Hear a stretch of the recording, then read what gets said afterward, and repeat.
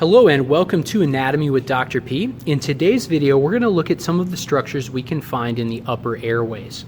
So the first we can see is the nares or nostrils. That's the opening through which air enters into the nasal cavity. This passageway here is going to be our nasal cavity, and inside of the nasal cavity we can see a series of three bumps. These are the nasal concha. The inferior nasal concha, that's going to be a facial bone, and then the middle nasal concha and superior nasal concha are parts of our ethmoid bone.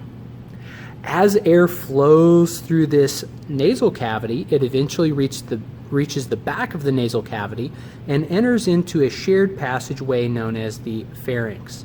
And that's because the pharynx attaches to both the nasal cavity and the mouth, so it's transporting both air and food.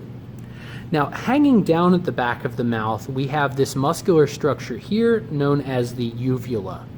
The uvula's job is during the swallowing reflex, it's going to fold over and close off this upper region of the pharynx.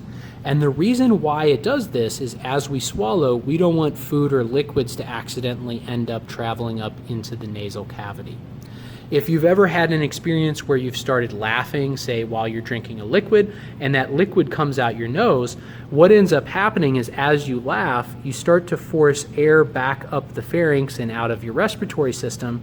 The uvula swings down, and any fluid that's in the pharynx can then be pushed up through the upper parts of the pharynx into the nasal cavity and out of the nose. Now, as we move down from our pharynx, we can see this structure here is the larynx. We're going to talk more about this particular part of our upper respiratory tract in our next video.